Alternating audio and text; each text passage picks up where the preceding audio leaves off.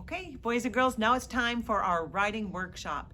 And when we're going to learn and participate in writing a narrative this week. And remember, do you remember what a narrative is?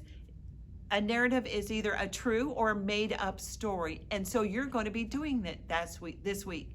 And remember, all writers, when they begin to write, they have to have, there's a process to writing. And the very first thing is to make a plan. So the writing process is to first start with a plan.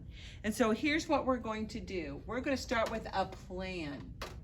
We're going to do that by taking a look at this. So remember, when we have the story writing, we need to come up with characters, we need to have a setting, and then we have the events. There's the beginning, the middle, end. The order of the story is beginning, middle, end, beginning, middle, end, beginning, middle, end. The order of the story is beginning, middle, end, and this is how it goes. So anyway, we're going to take a look at when you write, you're going to have to determine what your characters are. And in your story, your narrative this week is you're going to be writing a story about an animal. So you need to be thinking about an animal for your characters. Now remember, we've read lots of stories with some animals, like this is one of our favorites, The Little Red Hen Makes a Pizza.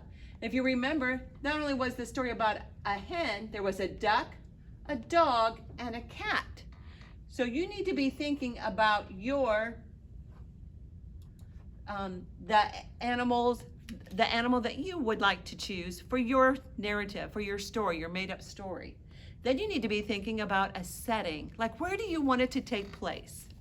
Would you like it to take place maybe in a forest or in a city somewhere, or maybe up in the mountains? So be thinking about your characters and the story. And in fact, I want you to complete an assignment. It's in your writer's notebook on page 92. After you decide what kind of animal you like, I want you to draw a picture on page 92 in your writer's notebook.